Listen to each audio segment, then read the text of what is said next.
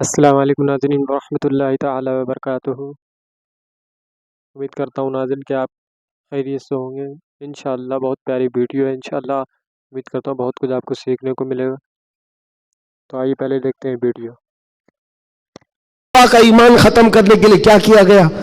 اتفاق ایسا ہوا کہ مکہ میں ایک بھگوان بولنے لگ گیا۔ پتھر کی مورت تھی اور پجاری بیٹھا ہوا تھا، اچانک پتھر جو ہے بات کرنے لگ گیا اور بات کر رہا ہے۔ ظاہر سی بات ہے، یہ عجیب و غریب چیز ہے نا، یہ اس دور میں ہے۔ ہاں، اس دور میں مٹی سے بنائے ہوئے ان کے معبود نہیں ہوتے تھے، وہ پتھر کو تراش کر کے بناتے تھے۔ اور میں کہہ رہا ہوں حقیقت میں بول رہا تھا، ایسے نہیں ہے کہ ادھر سے دودھ پلا رہے ہو ادھر سے پانی نکل رہا ہو، وہ والا سسٹم نہیں ہے، بلکہ حقیقت میں پتھر بات کر رہا تھا تب۔ اور بات کر بھی کیا رہا ہے؟ حضور پاک صلی اللہ تعالی علیہ وسلم کو جھوٹا کہہ رہا ہے، نعوذ باللہ، معاذ اللہ رب العالمین۔ حضور کی شان میں گستاخی کر رہا پتھر۔ اب تو وارے نہیں آ رہے ان کی خوشیوں سے اچھل کود پر کہ دیکھو اب ہمارا خدا بولنے لگ گیا، سب سے بڑی دلیل ہے۔ لوگوں کو بلانے لگ گئے، واقعی بول رہا تھا۔ لوگ چمتکار دیکھتے ہیں تو سر جھکا لیتے ہیں، ارے حقیقت ہے، پتھر بول رہا ہے، پتھر بول رہا ہے۔ سب آئے، جمع ہونے لگے۔ مکہ کا ایک بڑا جم غفیر تھا تو صحابہ کو بھی بلایا گیا، دیکھو آؤ، ہمارے خداؤں کو جھٹلاتے ہو، بات کر رہا ہے خدا، اور تم جس نبی کی بات کرتے ہو اس نبی کو جھٹلا رہا ہے، یہ حقیقت میں خدا ہے۔ تم کہتے تھے نا کچھ نہیں کر سکتا، بول رہا ہے۔ صحابہ گئے، اب ان کے پاس کیا تھی؟ صحابہ دیکھ کر آئے حضور کی بارگاہ میں، کہا یا رسول اللہ صلی اللہ علیہ وسلم، غضب ہو گیا، ان کا خدا تو بول رہا ہے۔ حضور نے اس پر کوئی زیادہ ری ایکشن نہیں دیا، کہا کیا بول رہا ہے؟ کہا یا رسول اللہ سننے کے لائق نہیں، آپ کی شان میں گستاخیاں کہہ رہا ہے، جملے بک رہا ہے۔ کہا کون؟ پتھر۔ حضور نے فرمایا ہاں۔ حضور نے پوچھا پتھر؟ صحابہ نے کہا ہاں یا رسول اللہ۔ حضور نے فرمایا چلو ہم بھی سنتے ہیں، ہم بھی چلتے ہیں، جا کر دیکھیں گے۔ نبی پاک صلی اللہ تعالی علیہ وسلم تشریف لائے صحابہ کے ساتھ، صحابہ اکرام رضوان اللہ تعالی علیہم اجمعین بھی ساتھ میں ہیں۔ جب نبی کریم صلی اللہ تعالی علیہ وسلم وہاں قریب پہنچے تو وہ جو بت بول رہا تھا، بعد میں کر لے سکتے نا، جب وہاں پر حضور اکرم صلی اللہ تعالی علیہ وسلم پہنچتے ہیں تو دیکھا وہ بت خاموش ہو گیا، اب نہیں بول رہا ہے، چپ ہو گیا ہے۔ حضور آتے ہیں، پجاری سے پوچھتے ہیں، بہت اعلان کر رہے تھے، کہاں ہے؟ کیا بول رہا تھا؟ کہا بول تو رہا تھا، صبح سے بول رہا تھا، ابھی چپ ہو گیا۔ حضور پاک نے فرمایا میں بھی سننے کے لیے آیا ہوں۔ اب وہ پاؤں میں گر پڑا پجاری، کس کے؟ خدا کے۔ ارے ہمارے خدا بول تو دو ایک بار، جو صبح سے بول رہے تھے دوبارہ بولو، صبح سے بول رہے تھے دوبارہ بولو، کیونکہ اب ذلت تھی، اب چپ ہو گئے، اب نہیں بول رہا ہے۔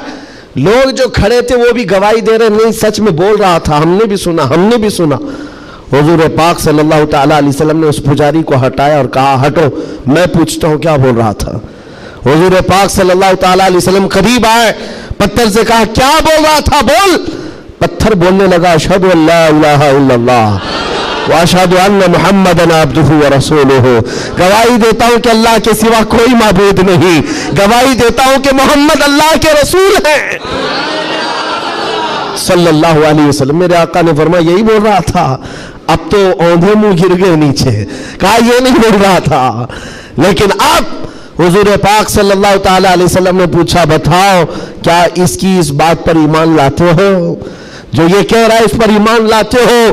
پجاریوں نے اعلان کیا اور واویلا مچا، نہیں محمد نے جادو کر دیا صلی اللہ علیہ وسلم، نعوذ باللہ۔ جب بات نہ بن پڑے، کیسا خدا ہے جس پر بھی جادو چلتا ہے؟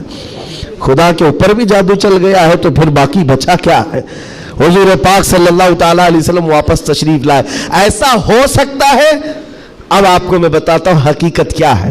اگر تمہاری زندگی میں کبھی کوئی بولنے لگ جائے تو ایمان سے ہاتھ مت دھونا۔ ہاں، کوئی جھاڑ بھی بولنے لگ جائے، درخت بول لے، پتھر بولنے لگ جائے، تو تمہیں پہلے سے میں بتا رہا ہوں ایمان سے ہاتھ مت دھونا، ہو سکتا ہے یہ چیزیں ہو۔ اب تو کرنٹ کا زمانہ ہے، بیٹری لگا کر کے کچھ بھی بولا جائے، لیکن اس دور کی بات کر رہا ہوں جب کوئی بیٹری اور سیل نہیں تھی، اب تو گڈی گڑیا بھی بولتی ہیں۔ اس دور میں کیا ہوا کیا تھا, پتھر بولا کیسے. نبی پاک صلی اللہ تعالیٰ علیہ وسلم واپس تشریف لے جا رہے تھے, بیچ راستے میں میرے آقا کھڑے ہو گئے. ایک صاحب آئے جنگل کی طرف سے, ان کے ہاتھوں میں تلوار تھی, خون تھا. نبی پاک صلی اللہ علیہ وسلم ان سے گفتگو کرتے رہے, پھر وہ اچانک غائب ہو گئے. پوچھا صحابہ نے کون تھے؟ حضور فرماتے ہیں وہ جنات میں سے میرے ایک صحابی ہیں, جنات میں ایمان لائے ہوئے. حضور سے پوچھا صحابہ نے کیا معاملہ ہے؟ کہا اس میرے صحابی نے خبر دی کہ ایک مشرک اور کافر جن تھا جو پتھر میں جا کر کے بول رہا تھا, پتھر میں جا کر وہ بول رہا تھا, جن کی آواز تھی اور کافروں کو لبھا رہا تھا, آپ کے خلاف بول رہا تھا. اور ہمیں یہ خبر ملی, ہم اپنے محلے میں بیٹھے تھے, جنات کے بھی محلے ہیں, آبادیاں ہیں, سب ہیں. وہ جن صحابی کہتے مجھے خبر ملی کہ ایک گستاخ ایک کافر پتھر میں گھس کر آپ کے خلاف بول رہا ہے. اسی وقت میں تلوار لے کر کے نکلا, اور جس وقت آیا تو اتفاق تھا کہ آپ بھی وہاں پر تشریف لائے ہوئے تھے. میں آپ کے آنے سے پہلے اس کا قتل کر چکا تھا, اور جب آپ نے فرمایا پتھر کو بول, کیا بول رہا تھا, تب میں نے کہا تھا اشہد ان لا الہ الا اللہ.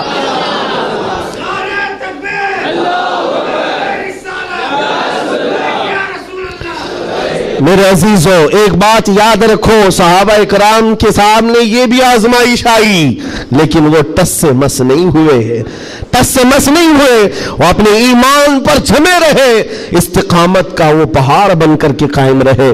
آج ضرورت اس بات کی ہے میرے عزیزوں, حالات اس طرح کے اگر بن جائیں, دنیا چمتکار دکھانے لگ جائے, تو اپنے ایمان سے ہاتھ مت دھو بیٹھنا. وہ دیکھو ابھی سوشل میڈیا پر ایک چھوٹا دجال بھی آیا, چٹیاں لے لے کر کے بتاتا رہتا ہے. چھوٹا دجال, بڑا دجال آنا باقی ہے, جو پانی برسا کے بھی دکھائے گا, سبزہ اگا کر کے بھی دکھائے گا, اور ایک آدمی کو مار کر زندہ کر کے بھی دکھائے گا. یہ حدیث پاک میں ہے. تم ابھی چھوٹے دجالوں پر بک گئے تو بڑے دجال کے ساتھ کیا ہوگا؟ اس لیے آج جمے رہو.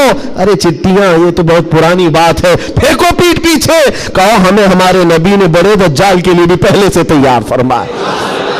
ہم ایمان رکھتے ہیں اللہ کی ذات پر, ہم ایمان رکھتے ہیں اللہ کی ذات پر کہ وہ موت و حیات کا مالک صرف رب ذوالجلال ہے.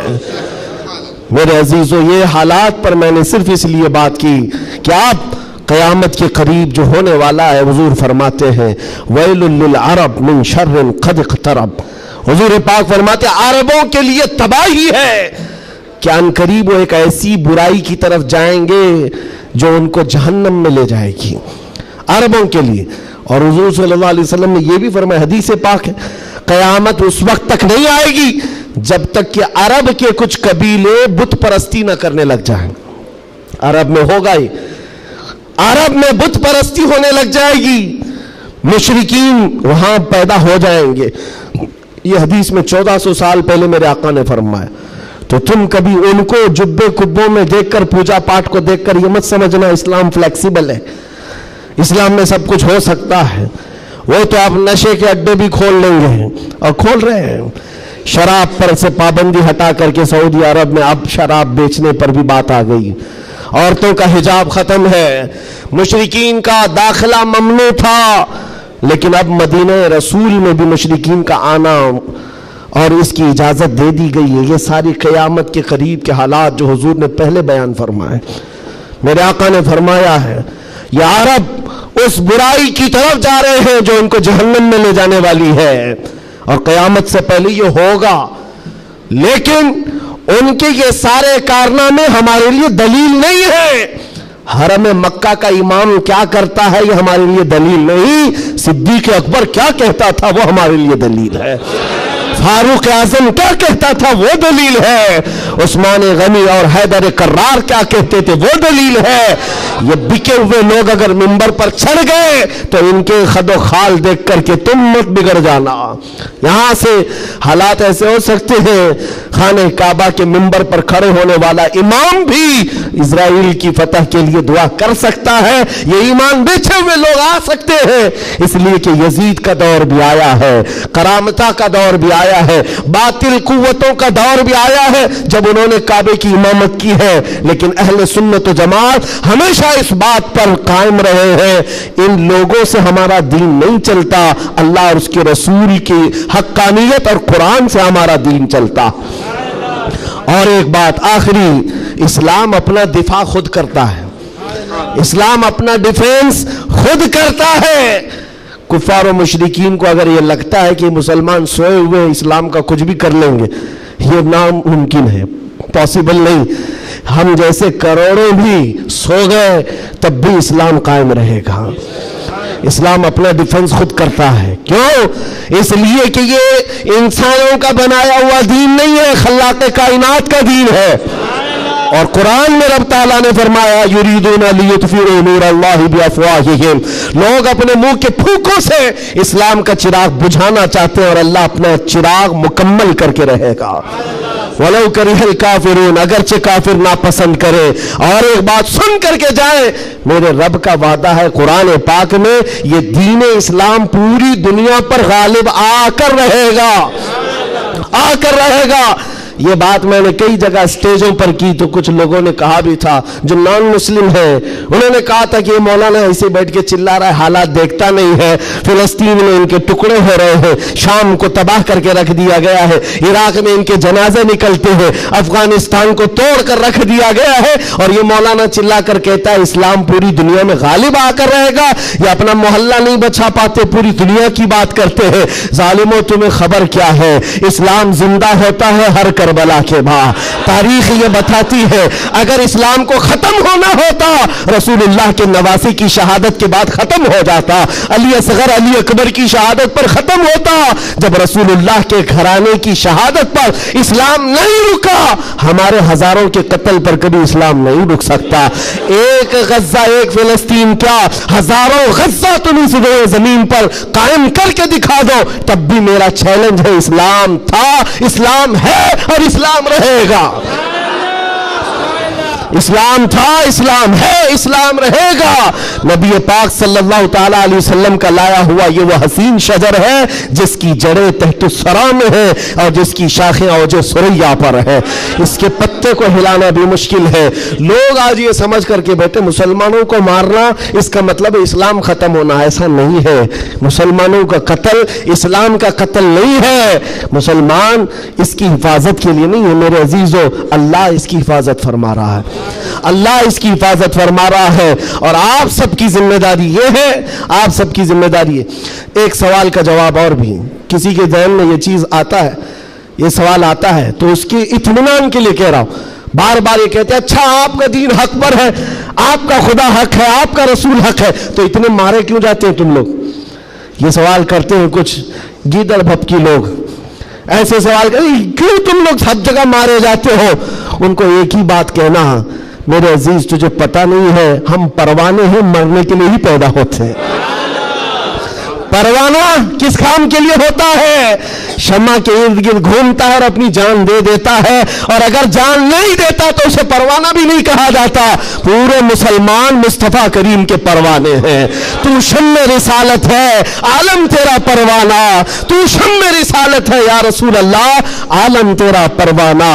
اسی لیے ہم نے یہ کہا ہے حضور پاک شمع ہیں اور ان کے پروانے ہیں. اگر یہ مرتے ہیں کٹتے ہیں تو اس تعجب کی بات نہیں ہے, پروانے کا کام ہی ہے اپنی جان دینا, پروانے کا کام ہی جان دینا.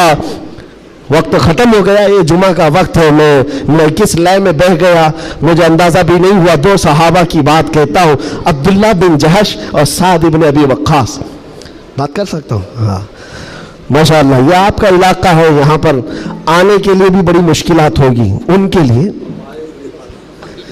بہرحال میرے لیے نہیں مشکل ہے, جن کو روکنا ہے ان کو مشکل ہے.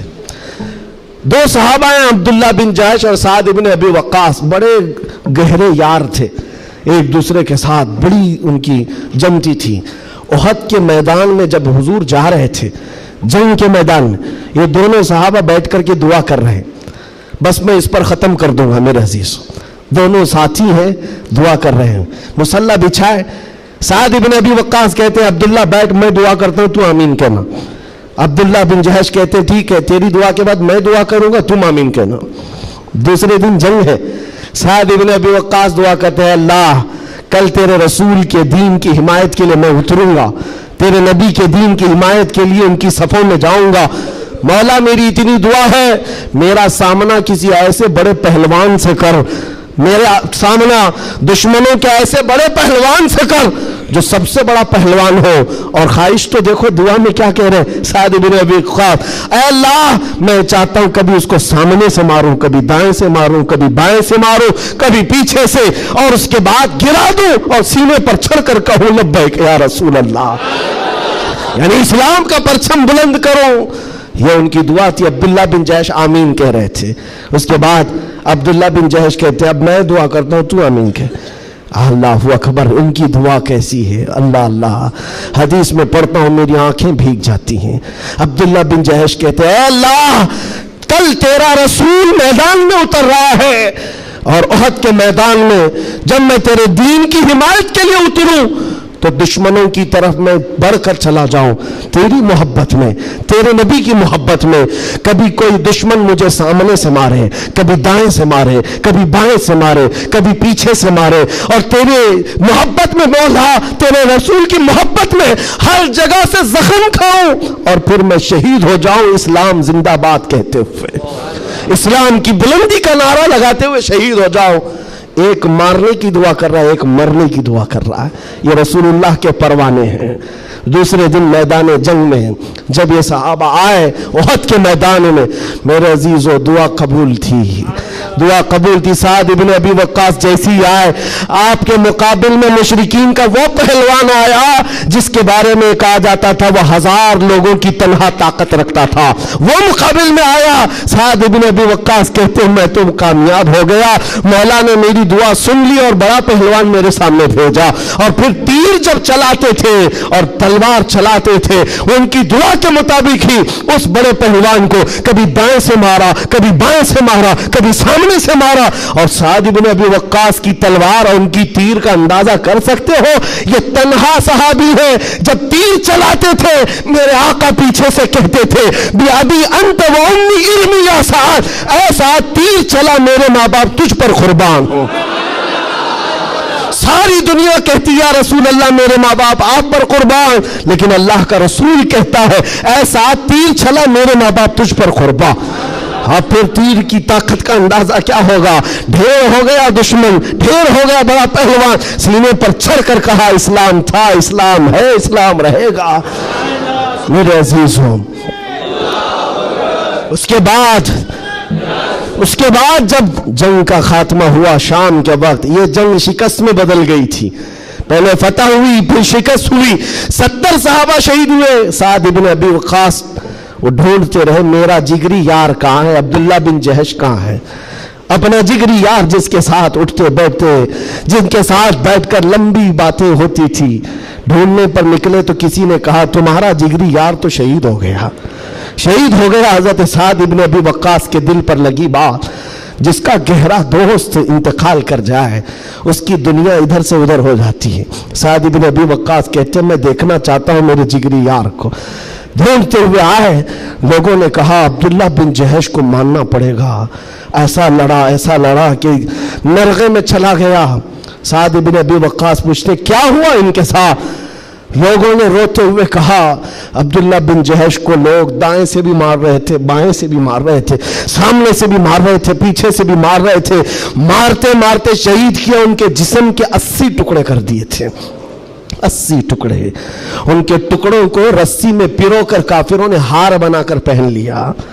हजरत साद इब्न अबी वक्कास करीब आते हैं और जिस्म के उनके टुकड़े जमीन पर गिरे हुए थे, जो गर्म गोश्त था उठाया। साद इब्न अबी वक्कास कहते अब्दुल्ला तू मुझे छोड़कर चला गया, लेकिन कल रात हमने दुआ की थी, अल्लाह ने मेरी दुआ भी कबूल की, तेरी दुआ भी कबूल की। सुनो ऐ मुसलमानों, साद इब्न अबी वक्कास कहते हैं मैंने जो दुआ की थी अल्लाह ने वो कबूल किया, बड़ा दुश्मन मेरे सामने लाया, और तूने जो दुआ की थी अल्लाह ने वो भी कबूल किया। मगर कसम रब्बे जुल जलाल की, ऐ अब्दुल्ला मेरी दुआ से तेरी दुआ कई दर्जे अफजल है, इसलिए कि मारने की बात بات الگ ہے، حضور کی محبت میں مر جانے کا مزہ الگ ہوتا ہے۔